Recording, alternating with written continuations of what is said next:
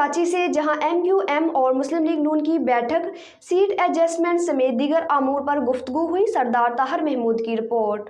सदर मुस्लिम लीग नून शहबाज शरीफ की क़यादत में नून लीग का वफद कराची में MQM के बहादुर आबाद मरकज पहुंचा और नवाज शरीफ का पैगाम पहुंचाया। कराची के दौरे पर आए हुए शहबाज शरीफ भी MQM के मरकज पहुंचे, जहां उन्होंने MQM के कन्वीनर डॉक्टर खालिद मकबूल और राब्ता कमेटी के अरकान से मुलाकात की।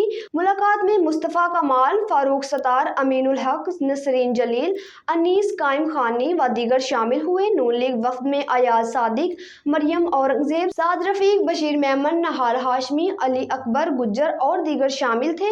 बैठक में NA 242 समेत दीगर नशिस्तों पर सीट एडजस्टमेंट के हवाले से हतमी फैसला नहीं हो सका, जिस पर दोनों पार्टियों के दरमियान एक और मुलाकात शेड्यूल की गई है, जिसमें सीट एडजस्टमेंट पर हतमी फैसला होने का इम्कान है।